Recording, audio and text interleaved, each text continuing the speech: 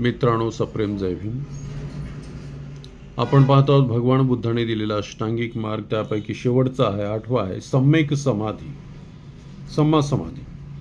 वरील सर्व 7 प्रकारच्या नियमांचे अनुसरण करून सर्व अनिष्ट विकारांना त्यागून सम्यक समाधीमध्ये प्रवेश करतो. निर्वाणापर्यंत पोहोचण्या अगोदर त्याला समाधीच्या 4 अवस्था जाणून घेणे आवश्यक आहे. नंबर 1, शांत चित्त आणि स्थिर मनाने 4 आर्य सत्याचा विचार करणे. चिर चित्त आणि शुद्ध विचार माणसाला खूप आनंद देतात. या अवस्थेत चिंतन मनन आवश्यक आहे. नंबर 2, या अवस्थेत तर्क वितर्क सुरू होतात, संदेह दूर होतात आणि 4 आर्य सत्याविषयी मनात श्रद्धा निर्माण होते. तेव्हा समाधीच्या 2ऱ्या अवस्थेत प्रारंभ होतो.